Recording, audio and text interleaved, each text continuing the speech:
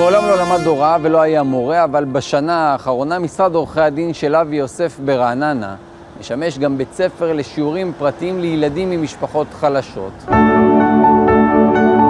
היי, בוקר טוב, מה העניינים? החל עם ילד אחד במשרד, והיום יש כבר 10 בתי עסק ו70 מתנדבים שמקדישים כמה שעות בשבוע לסייע בלימודים ליותר מ80 ילדים.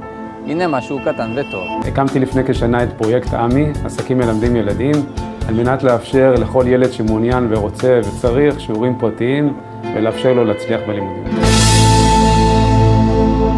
איתי בן 14, קצת התקשה במתמטיקה, אבל הוא הראה הרבה אמביציה להשתפר וללמוד. ממש היינו צריכים שיעורים פרטיים, ניסינו, אבל לא יכולתי לעמוד במחיר הזה של השיעורים פרטיים העקביים האלה. מה הערכים של הנקודה? 0.12. יש משהו שנותן תחושת סיפוק עצומה בלעשות משהו שהוא מעבר לעבודה היומיומית שלך. אנחנו עושים גם קריאה וגם מתמטיקה. אתה יכול לקחת ילד ולראות את תהליך התפתחות שלו, את התהליך למידה שלו, את השיפור בלימודים שלו. אני במתמטיקה עכשיו אני מבין קצת, ובעברית עכשיו אני גם קורא יותר טוב. בשלב מסוים שראינו שהמודל הזה מצליח, כי ילדים הגיעו אלינו ולמדו, החלטנו להרחיב אותו גם לעסקים נוספים באזור.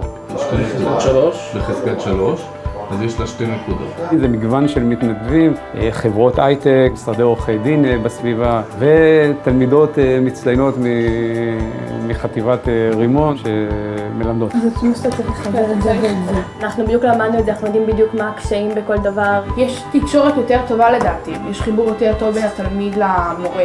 אני תמיד גם עושה הרגשה נורא טובה, להסביר לו משהו שהוא לא הבין, ואז אתה רואה איך פתאום הוא מבין, ואיך הוא משתפר, ואיך הוא מתקדם. אתה זוכר מה זה קלונס?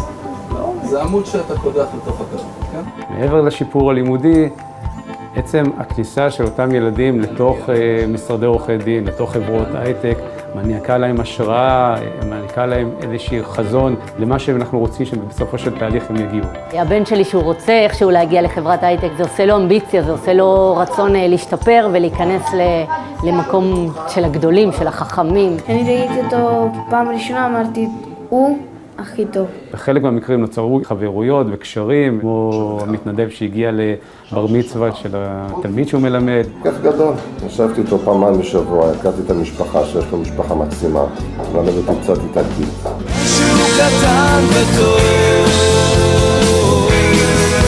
תלמידים נכנסים ויוצאים ומתנדבים נכנסים ויוצאים, ואני מסתכל על זה מהצד, אין דבר מחמם את הלב יותר מזה. איתי התחזק מאוד במתמטיקה, גם בבית הוא מתגאה בזה שהוא לומד יותר, בזה שהוא מראה לאחים שלו שהוא פתאום מצליח. הוא עוזר לאחותו גם בשיעורי הבית, ואני חושבת שהמעמד החברתי שלו, הערך העצמי שלו עלה.